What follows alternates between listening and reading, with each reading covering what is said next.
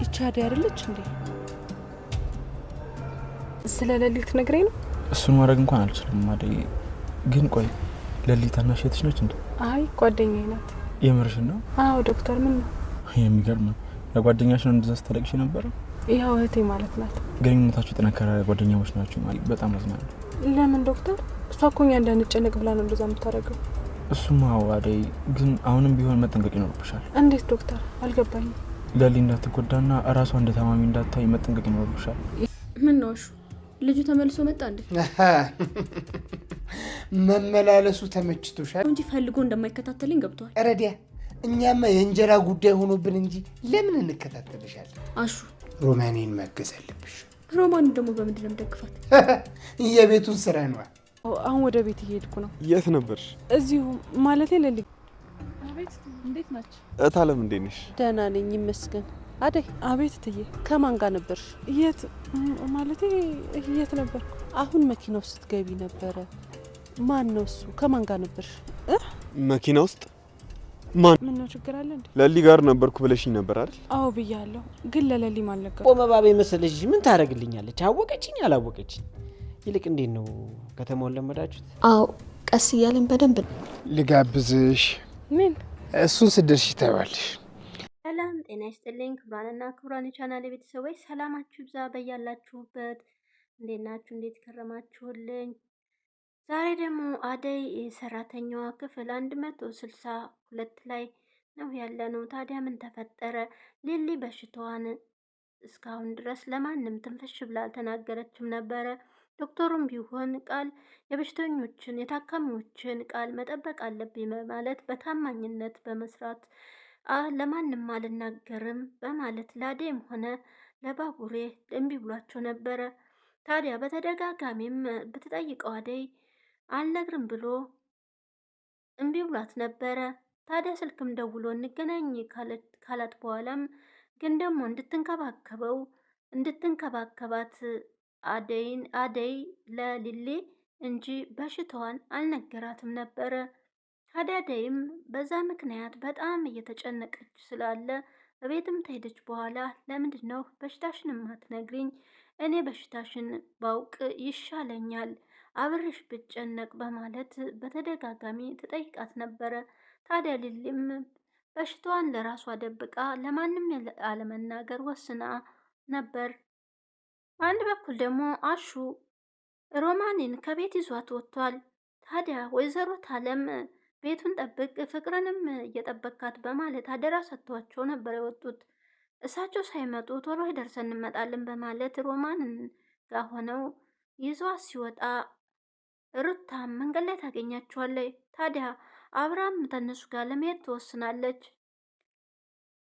እዚህ መሃል ደግሞ ዳንኤል በር ያንኳኳል። መጥቶ ፍቅር ስትከፍትለት እጇን ጨምድዶ ነይ አውሪኝ በማለት ወደ ውጭ ስባታል። ከዛም ደግሞ ብሎ ገፍትሯት ወደ ውስጥ ከገባ በኋላ እማዬ ትመጣብሃለች ብትለው እንኳን ምንም ሊሰማት አልቻለም።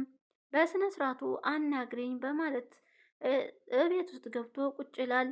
ወዲያውን በር ሲንኳኳባት እናቷ ነበረች። እናቷም ታዲያ በር ለመክፋት ግድ ስለሆነባት መኝታ ቤት ገብቶ እንዲደበቅ ታደርጋለች ዳኒን። ቅምጥልን ደግሞ ለማስደሰት ዳይመንድ እና ሩታ ባደረጉላቸው ሰብራይዝ መጠጥ ጠጥተው ሁለቱም ስክር ብሎ ባቡሬ ያገኛቸዋል። ምን እያደረጋችሁ ነው ብሎም ተቆጥቷቸው ታዲያ ይወጣልሃል በማለት ሁለቱም ተያይዘው ወደ ዳይመንድ ቤት ይሄዳሉ። ታዲያ ምን እየሰራችሁ ነው ሲለው አንተ አይደለህም ወይ ቅምጥልን ተንከባከባት ብለህ ቁልፍ የሰጠኸኝ በማለት ታዲያ ቁልፍ ብሰጥህ እንደዚህ ሁን ለማለት ነው ወይ በማለት ባቡሬም በጣም ተቆጥቷል። ቅምጥልን ቆይ ወንድሜ ላስረዳህ በማለት እየተንተባተበች ነበር። በዛ መሀል ግን ይወጣልሃል ብላ ከኪንጉ ጋራ ወጥተው ወደ ዳይመንድ ቤት ሄደዋል። አሹን ታዲያ ሮማንን አግዣት በማለት ፍቅርን እያስፈራራት ነበረ። በዳንኤል ሚስጥሩን ለእናቷ እንደሚናገርባት ካላገሻት የቤቱን ስራ ካልሰራሽ እንደ እውነታውን እንደሚናገር እያስፈራራት ነበረ። ታዲያ እኔ ነኝ ወይ የሮማንን ስራ የምሰራው? ቆይ ያሳያችኋለሁ ሁላችሁንም በማለት ትዝታለይ ተንኮለኛዋ ፍቅር። አደይም ታዲያ ዶክተሩን ለማናገር መንገድ ላይ ጠብቋት በመኪና ውስጥ ገብታ ነበረ። ታዲያ በርቀትም ወይዘሮ ታለም አይታት ነበረ። ታዲያ አይደለችም ወይ ይች ልጅ በማለትም በርቀት አይታት ታልፋለች። ስትመለስ ደግሞ ከዴቭ ጋር ስታገኛት አደይ በመኪና ይችሽ ነበር ከማን ጋ ነው በማለት ዴቭ ጋር ትነግራታለች። ታዲያ ዴቭም ማን ነው ባለመኪና ውስጥ ከማን ጋርስ ነበርሽ በማለት ያፋጥጣታል። መጀመሪያ ሲጠይቃት ቤት ሊሊ ጋ እንደነበረች ነው የተናገረችው። አሁን እዚህ ጋር ሲያፋጥጣት ሁለቱም በድንጋጤ እኔ መናገር አላሰብኩትም፣ በጣም ይቅርታ፣ ነገር ግን የሊሊ በሽታ ስላስጨነቀኝ ከዶክተሩ ጋር ተገናኝቼ ልጠይቀው ነበረ፣ እሱ ግን ሊነግረኝ አልቻለም በማለት መልሳለታለች። ታዲያ የት ነሽ ስልሽ እኮ ቤት ሊሊ ጋ ነኝ እያልሽ ነበረ፣ ለምን ትዋሽኛለሽ? ይህንን እኮ ከቁም ነገር ትቆጥረዋለህ አላልኩም፣ አላሰብኩትም በማለት ይቅርታም ጠይቀዋለች። ወይዘሮ ታለም ታዲያ ሊሊንም ጠይቃት ደህና ናት ስትላት በኋላ መጥቼ ጠይቃታለሁ ብላ ታጠገባቸው ትሄዳለች። ታዲያ ዴቭ ደግሞ ሊሊ ጋ ብለሽ ነበር አይደል ሲላት፣ አዎ ለሊሊም አልነገርኳትም በሚስጥር ነው የወጣሁት ለዛ ነው ትለዋለች። ሊሊም አንተ ጋር እንደሆንኩ ነው የምታውቀው ስትለው፣ ቆይ ምንድን ነው ለብቻችሁ የምታወሩ ሲል ነግር ያለው እኮ ዴቭ። ዴቭን ታዲያ በጣም ይናደድና ሕክምና ስለ ሊሊ ቢያስጨንቅሽ እኮ ሐኪም ቤት እንጂ መኪና ውስጥ ወይም ከሱ ጋር በመገናኘት አይደለም በማለት ይናገራታል። እየተናደድክ ነው እኮ ስትለው፣ ለምን አልናደድ አሁን እኮ ሊሊ ጋ ነኝ ብለሽ ነበር በማለት ይቆጣታል። ታዲያ አንተ ባሰብከው መንገድ እኔ አላሰብኩም ይቅርታ ዴቭ በማለት ጠይቀዋለ። ይቅርታ ታዲያ የታመመችው ሊሊ ናት፣ ሆስፒታል ነው ማግኘት ያለባችሁ መኪና ውስጥ ወይም ውጭ ላይ ሳይሆን በማለት ይሄ ዶክተር ደግሞ ምንም ደስ አላለኝም በማለት በቅናት ይናደዳል።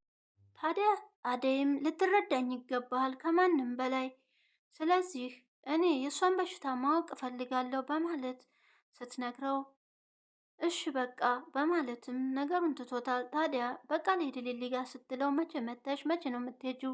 ስለኛ ትንሽ እንኳን አልናፈኩሽም ወይ በማለት ይጠይቃታል። ዴቭም ታዲያ ሁኑኑ ሽማግሌ መላክ አለብኝ አባትሽ ፈቃደኛና ደስተኛ እንደሆኑ ይነግራታል። እንዴት በዚህን ደስተኛ ሊሆን ቻለ በማለት ትጠይቀዋለች። እሱን አላውቅም ዳይመንድ አባትሽን ምን ብሎ እንዳሳመናቸው ባላውቅም አሁን ላይ ግን ፈቃደኛና ደስተኛ እንደሆኑ ነው። ታዲያ አባዬ እውነቱን አይመስለኝም፣ ተሳስተሃል ዴቭ፣ የሆነ ያሰበው ነገር ሊኖር ይችላል አባዬ፣ ምክንያቱም እኔን ዝም ብሎ አይኑን እያየ አይድረኝም፣ የጌታ ልጅ ሊድረኝ ነበረ፣ እነሱ ደግሞ የንጉስ የጌታ ልጅ ስለሆነ ዝም ብለው አያዩም፣ ስለዚህ አባዬ ላይ ችግር ስለሚደርስበት እሱ ግን አይድረኝም በማለት ትመልስለታለች። ታዲያ እኔ አልመጥንሽም ማለት ነው ሲላት ዴቭም እንደሱ ማለት ሳይሆን አባዬ የሆነ ነገር አስቦ ነው፣ እኔ እናንተ ስንጋባ ዝም ብሎ ቆሞ አያየንም፣ የሆነ ነገር ሳያስብ እኔ እናንተ ስንጋባ በፊት የጠየቁት ሰዎች ፈቃደኛ ሆነው ዝም ብለው ሊያዩት አይችሉም፣ ስለዚህ የሆነ ያሰበው ነገር ቢኖር እንጂ ሌላ መዘዝ ይዞበት ስለሚመጣ ዝም አይልም በማለት አደይም ትነግረዋለች። ታዲያ ምን ማድረግ አለብን ብሎም ሲጠይቃት እማዬን አዋራታለሁ፣ በቅርብ ጊዜም ወደ ገጠር እንደምትሄድ ትነግረዋለች። እንደዛ ከሆነም ብሎ እጇን ይዞ የኔ ፍቅር በማለት ይስምናት። ዴቭም ታዲያ በቅርብ የኔ ሚስት እንድትሆኝ ምኞቴ ነው፣ ያንን ጊዜ ደግሞ በትዕግስት ጠብቃለሁ በማለት ይነግራታል። ዳይመንድ በአንድ በኩል ወደ እነ አበበ ጋ ሄዶ ቡና ካልጠጣህም በማለት ሄለን ትጋብዘዋለች። ሌላ ጊዜ መጥቼ እጠጣለሁ፣ አሁን ተፍተፍ ልበል፣ በቃ ልውጣ፣ ቤናንተንም ቤታችሁንም ካየሁ በማለት ይነግራቸዋል። ሮማንና አሹ ሲሄዱ ሩታም ያገኟታል። ታዲያ አብሬያችሁ ልሄድ ስትል ከኛ ጋር እኮ መዋል ካቆምሽ ቆይተሻል፣ ሁል ጊዜም ከኪንጎ ጋ ነው፣ ስለዚህ እዛ ገጠር ሄደሽ ከመጣሽ ጸባሽ ተለውጧል፣ ቲክቶክ የለ፣ ጭፈሮ የለ፣ ዳንስ የለ በቃ በማለት ይነግራታል። ታዲያ እሷም ንጉሱንና ቅምጥልን ልናስታርቅ እኔና ዳይመንድ ሄደን ነው እኮ ለዛ ነው የጠፋሁት ትለዋለች።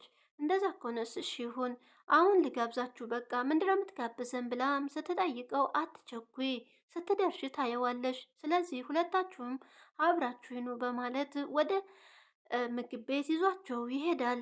ባቡሬ ደግሞ ሊሊ ጋ መጥቶ ሰላም ካላት በኋላ መድኃኒቷን እንድትውጥ በአግባቡ እና ራሷን እንድትጠብቅ ይነግራታል። እሱም ደግሞ የሆነ ስራ ቦታ ሊሄድ ስለሆነ እንዳታስቢና እንዳትጨነቂ፣ በጠፋብሽ እንኳን እንዳትጨነቂ በማለት ሊሊ ታዲያ ቆየ ልትሄድ ነው ምንድነው ስራውስ በማለት ጠይቀዋለች።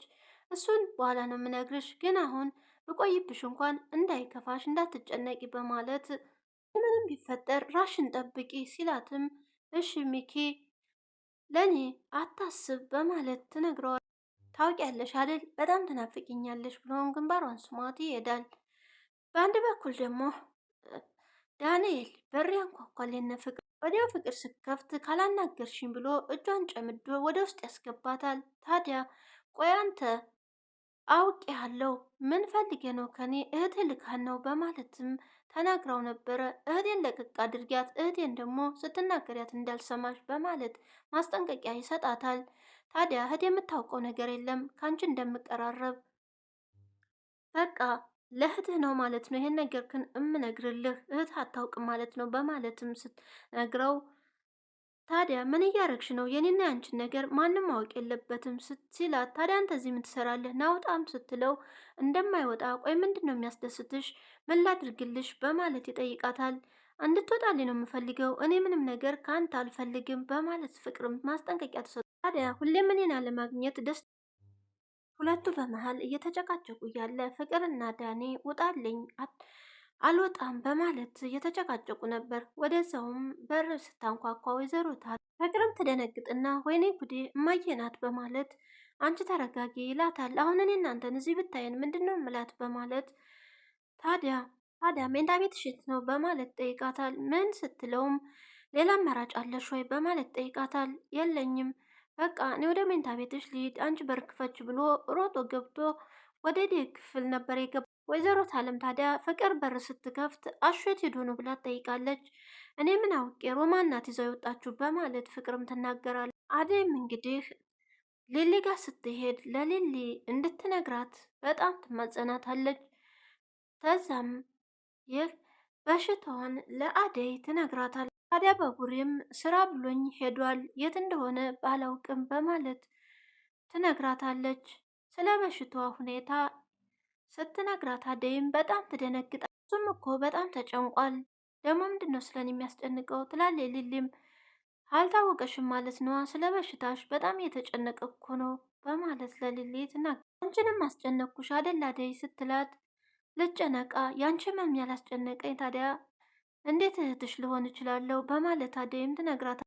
ጭንቀሽን እኔም ልጨነቅልሽ እስቲ ሁሉንም ነገር ንገሪኝ ስትላትም አዎ አደይ እኔም በጣም ጨንቆኛል፣ በአንቺ ቦታ ብሆን ልክ እንዳንቺ ነበር መሆነው። ስለዚህ ታዲያ የሐኪም ቤት ቀጠሮም እንዳላት ወደ ሐኪም ቤትም መሄድ እንዳለባት ስትነግራት አብሬሽ ነው የሚሄደው ትላታለች።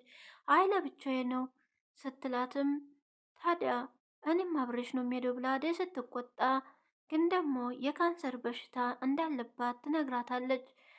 የካንሰር በሽታ ማለት ምን ማለት ነው በማለት አደይም ጠይቃለች። እኔም አልገባኝም ግን ደግሞ ይሄ ነው በሽታዬ በማለት ለአደይ ትነግራታለች። አደይም በጣም ታዝናለች። ሁለቱም ተያይዘው እየተላቀሱ ነበር። ሊሊ በጣም ታሳዝናለች። ከመጀመሪያው ጀምሮ ክፋት ነገር እንኳን የላትም፣ ግን ደግሞ ጥሩ ሰዎች ላይ አንድ ነገር አይጠፋምና ሊሊ በአሁኑ ሰዓት በሽታዋን ራሴ ችለዋለሁኝ ለማንም አልናገርም ብላ ደብቃ ይዛው ነበረ። ነገር ግን አሁን ላይ ስላልቻለችና አደይም ደግሞ ስትጨነቅ ስላየቻት ለአደይ ነግራታለች። ተያይዘውም ወደ ሐኪም ቤት እየሄዱ ነበር። ታዲያ ዳኔ ደግሞ ከእህቱ ጋር ስልክ እያወራ ነገሩ ያለሁበት አልተመቸኝም እደውልለታለሁ በማለት ያው የቤታቸውን ብር የሚቀበላቸው ሰውዬ ነው መሰለኝ። ወዲያውም ፍቅር ትመጣና አስደነገችኝ ይላት። ዴቭ ክፍል ምን ትሰራለህ? ዴቭም እኮ እየመጣ ነው መውጣት አለብህ ብላ ወደ ራሷ ክፍል ይዛው ትሄዳለች።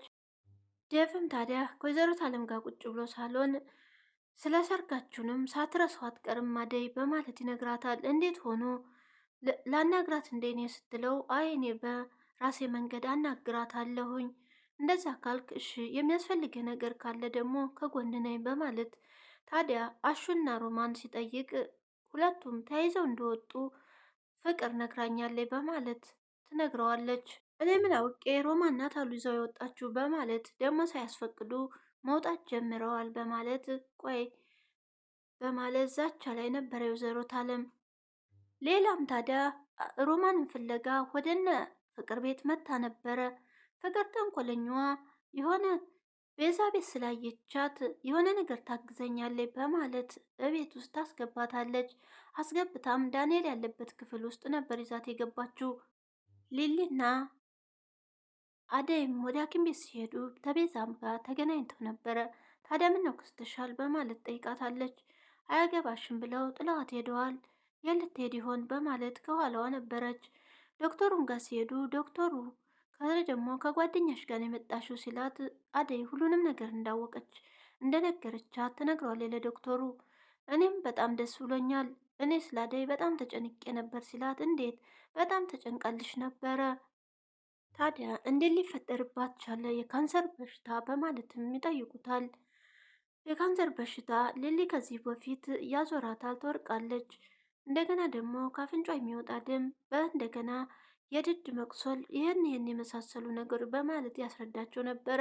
ታዲያ ያ ምርመራ ሳደርግ እንድታደርግ እርግጠኛ እንድሆን ፈልጌ ነበረ፣ ነገር ግን እርሱ በመሆኑ በጣም አዝናለሁ። ነገር ግን ከዚህም በኋላ ህይወት የለኝም ማለት መኖር አልችልም ማለት ነው ብላ ስጠይቀው እንደሱ ማለት አይደለም፣ ሕክምናውን በስነ ስርዓት ተከታተልሽ ምንም አትሆኝም በማለት እሷንም ይነግራታል። እንግዲህ ዳኒም ከክፍል ውስጥ ቁጭ ብሎ ሄለንን እያወራት ነበረ። ፍቅር በር ልትከፍት ስትሄድ በፍራቻ እዛው አጠገቡ ቆማ ለምንድነው የምትፈሪው? ነይ እዚህ ጋ ቁጭ በይም እያላት ነበረ። ቤዛ ተንኮለኛዋ እሷን እንዲያጠምድ ስለነገረችው አሁን ላይ ነገሮቹ በራሱ መንገድ እየመጣለት ነው መሰለኝ። ታዲያ ድንገትም ደግሞ ወይዘሮ አለም ወደ ክፍሉ እየመጣች ነበረ። ደንግጦን በር ጥግ ቆሟል። ቪዲዮ እዚህ ላይ አብቅቷል። ቀጣይ ምን ይፈጠር ይሆን? አብረን እናየዋለን። ሊሊስ መጨረሻዋ ምን ይሆን? ለማንኛውም ቪዲዮውን ላይክ፣ ሰብስክራይብ እንዲሁም ሸር በማድረግ አበረታቱኝ እያልኩ የዛሬው በዚሁ አብቅቷል። መልካም ቆይታ ይሁንላችሁ። በያላችሁበት ሰላም ሁኑልኝ። ቪዲዮንም ስለምታዩልኝ ከልብ አመሰግናለሁ። በያላችሁበት ሰላም ሁኑልኝ።